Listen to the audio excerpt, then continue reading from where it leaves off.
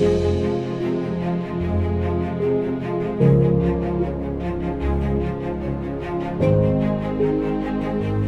the 6th of April, which was Monday, I proceeded here as early as 8:30 a.m. and the journey to where we are today started. We inspected and then we did demolition on the 6th. On the 7th, the digging of this 60 by 40 meter structure that is today the isolation center with 4 wards started. And believe you me, from the 7th, we've been on these several projects. We have the isolation center, we have the lab, we have the doctor's, what is called the call room, we have the medical director's house, we have the canteen, the generator house, with the road network. We've been here day and night in those days.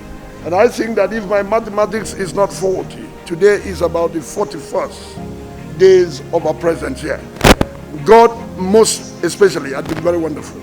Many times when it rains in Uyo, it won't get here. Like you saw this morning, it was about to rain. We would tell God, please hold it, and God will help us.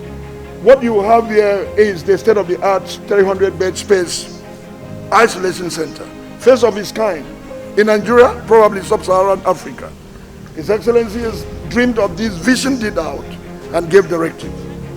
If you have the privilege of going inside, you have the entrance for the medical personnel, you have consulting room for doctors, you have a place for the pharmacy, you have change rooms, you have toilets in the front. Once you cross, there is a cubicle that takes you across. You have 4 wards, one of them is an intensive care unit. You have 3 other wards. You have the duping center. You are linked up to where the patients will come at the other gate. Then you have the lab. You have the virology lab, you have the clinical lab. And outside the lab, you have, on my right, a 20-bedroom, self-contained apartments for the medical personnel who will be on duty.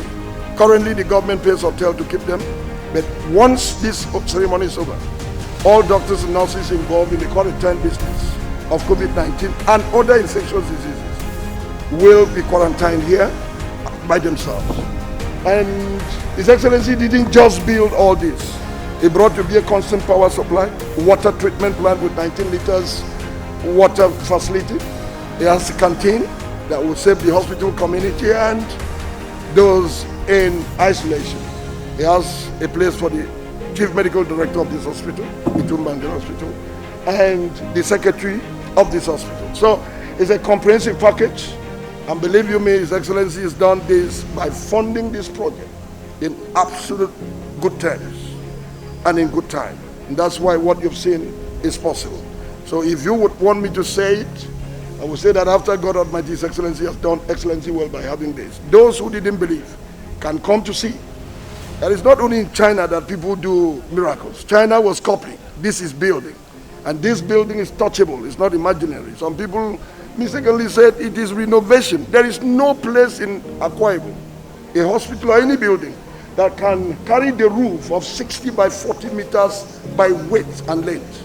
So this is absolutely brand new, built by His Excellency, and we were the vessels. The miracle was that God would does His Excellency funding and our commitment. I have a wonderful team. We work here and there. My dad, my permanent secretary doesn't live here until I go. My director of civil, the engineers, a full team. And all the boys who had worked with me before now came, and we synergized together. And believe you me, if I have the opportunity to thank the working team, I will do always. It wasn't Ephraim Inyang alone that did it. It was a comprehensive package of men who have chosen to work with me. But we never left this place earlier than 10 p.m. any night. There were some days we left by 2 a.m., 3 a.m. Every day by 8, I'll be here. So God granted us the grace to be committed, and that's all the miracle that is about. The truth of the matter is that this hospital was renovated last year. It wasn't in this condition. All these other buildings in the frontier were done.